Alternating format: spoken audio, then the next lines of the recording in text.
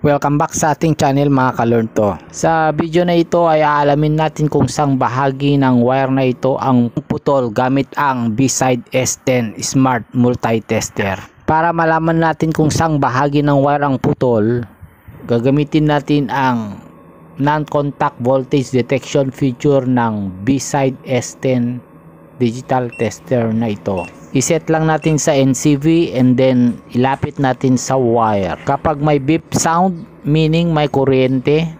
Kung wala, meaning may putol o no voltage present. So ayan, tumunog. Ibig sabihin, hanggang dyan lang yung kuryente. I-try natin ulit dito sa may source.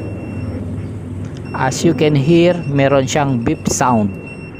Oops, nag-stop. Ibig sabihin, dyan na part ang sira. So, kailangan nating putulin.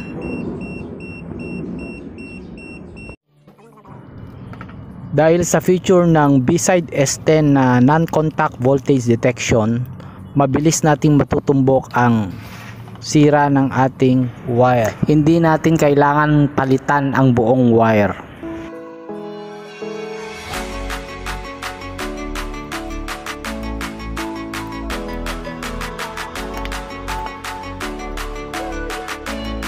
This time, itry natin isaksak sa outlet para matest.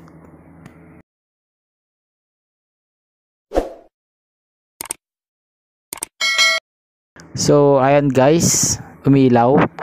So, gamit ang B-Side S10 tester na yan, madali nating matumbok kung saan ang open or sirang bahagi ng wire.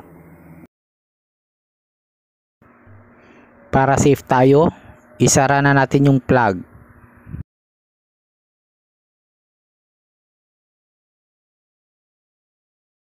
Bago isaksak ang light, tignan natin muna kung may kuryente sa outlet. So, meron nga. This time, isaksak na natin. So, ayan, umilaw na. Tulad ng naririnig nyo guys, may beep sound na sa baging yan. So, ganyan lang kabilis maghanap ng open wire sa AC cord o kahit anong wire na may live wire. Sa mga interested sa B-Side S10 na tester, ilalagay ko na lang ang link sa description at sa comment box. Hanggang dito na lang guys. I hope may natutunan kayo at sana bago kayo umalis, pa-like and subscribe na lang. Salamat!